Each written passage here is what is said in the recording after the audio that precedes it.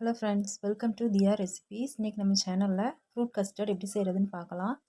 நம்ம சேனலை இப்போ தான் பார்க்குறீங்கன்னா சப்ஸ்கிரைப் பண்ணிவிட்டு வீடியோ பாருங்கள். இது வாங்க எப்படி செய்கிறதுன்னு பார்க்கலாம். இப்போ இது பண்ணுறதுக்கு நல்லா திக்கான பாலாக எடுத்துக்கோங்க. நான் வந்து பாக்கெட் பால் தான் எடுத்திருக்கேன். இப்போ இதில் கொஞ்சமாக மட்டும் நான் தண்ணி சேர்த்துக்கிறேன். இப்போ பால் நல்லா சூடாகட்டும்.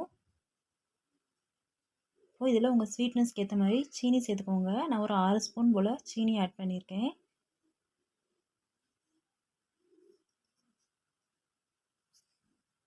நான் வந்து வெண்ணிலா ஃப்ளேவர் எடுத்திருக்கேன். ரொம்பவே நல்லாயிருக்கும். இப்போ இது 2 ஸ்பூன் போல் ஒரு பவுலில் சேர்த்துக்கோங்க.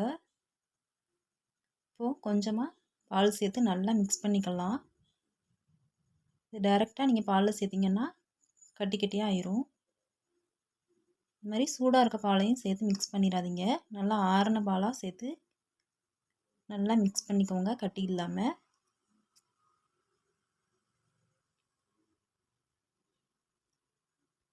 இப்போ நம்ம மிக்ஸ் பண்ணி வச்சுருக்கத பாலில் சேர்த்துக்கலாம். அடுப்பை நல்லா சிம்மில் வச்சு நல்லா மிக்ஸ் பண்ணிக்கிட்டே இருங்க. சேர்த்த உடனே பால் நல்லா திக்காக ஆரம்பிக்கும். ஒரு 2 நிமிஷத்துக்கு மட்டும் நல்லா மிக்ஸ் பண்ணிக்கிட்டே இருங்க.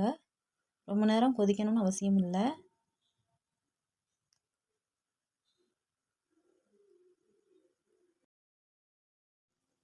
இப்போது ஸ்டவ் ஆஃப் பண்ணிடுங்க. இது நல்லா கம்ப்ளீட்டாக ஆற வச்சுக்கோங்க.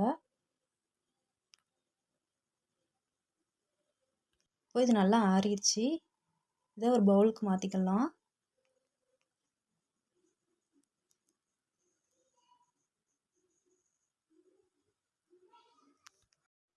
இப்போ ஃப்ரூட்ஸ் சேர்த்துக்கலாம். 1 கப் ஆப்பிள், 1 கப் மாதுளை,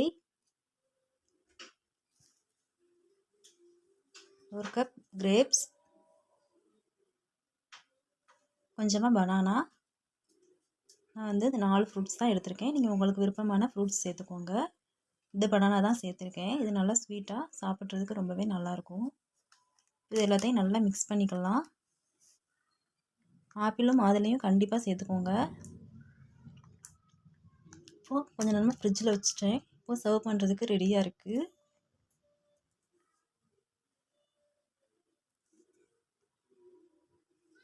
அவ்வளோதாங்க, ரொம்ப டேஸ்டியான ஃப்ரூட் கஸ்டர்ட் தயார். ஃப்ரூட் சாப்பிடாத பிள்ளைங்களுக்கு இந்த மாதிரி செஞ்சு கொடுக்கலாம். ரொம்பவே விரும்பி சாப்பிடுவாங்க. ரெசிபி உங்களுக்கு பிடிச்சிருந்துச்சுன்னா லைக் பண்ணுங்கள், ஷேர் பண்ணுங்கள், நம்ம சேனலை சப்ஸ்கிரைப் பண்ணிக்கோங்க. தேங்க்யூ.